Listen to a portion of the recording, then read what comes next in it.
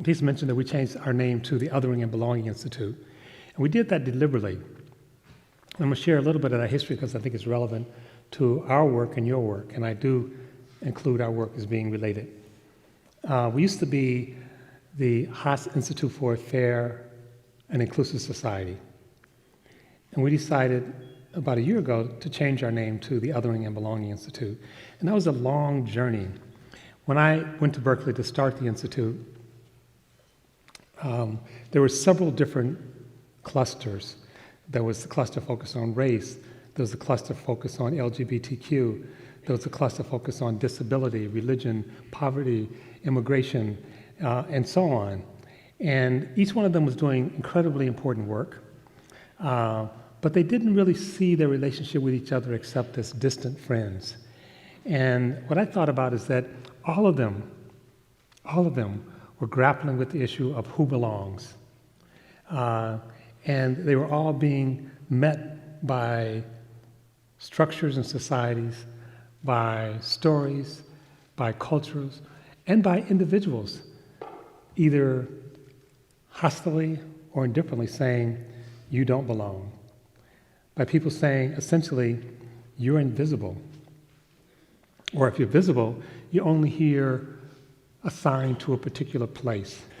So the reason we moved from inclusion, and I gave a talk earlier this morning, and so inclusion suggests you're joining something that's already there.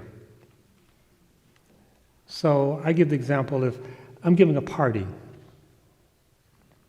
and most of y'all look pretty cool, so I'm inviting you to my party, but it's my party. You come as a guest. It's my music, my friends, my food, and at the end of the night, as they say, you don't have to go home, but you got to go. That's what inclusion suggests. It suggests that you're joining someone else's thing, whereas belonging suggests that you're co-creating the thing you belong to. You're co-creating. So now instead of it being my party, it's our party. And we develop the food. We develop the playlist. We decide who's going to be invited or not invited. And that's good. But it's also work. Because when you show up at someone else's party, all you have to do is show up. When it's our party, we have to design it. And so we move from inclusion to belonging. And when we talk about belonging, we say there's 4 things you need.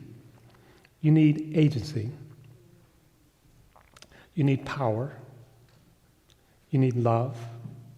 And you need responsibility. You need all 4 of those things. And King reminds us that power without love is ruthless. And love without power is sentimental. And so we want to bring those 2 things together. So why do you need responsibility? A lot of times when you talk about people being marginalized, or especially when you talk about race, and especially when you talk about anti-black racism, people get defensive. It's like, well, I wasn't here, and I'm not responsible, and why are you talking about that? Are you blaming me?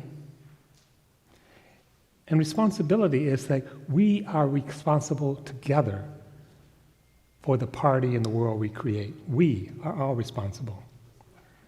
And we co-create.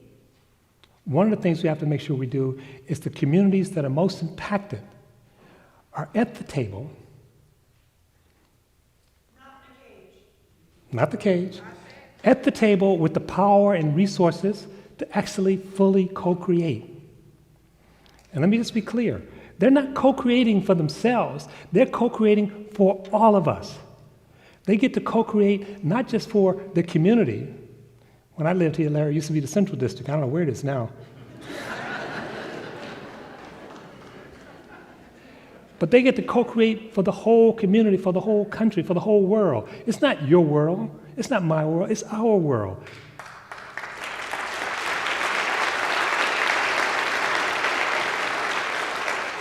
And when I say our world, I don't mean we own the world. I mean we are part of the world.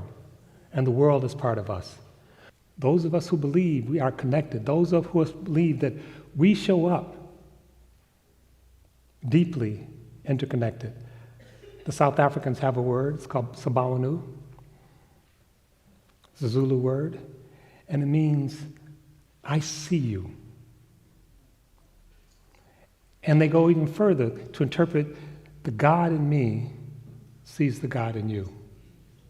And as we heard in our introduction, I am because you are.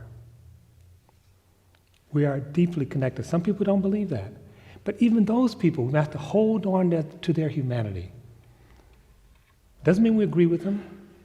It doesn't mean we like them. But we have to acknowledge that we're all deeply connected to each other and to the earth. That's what belonging is about. It's a radical concept.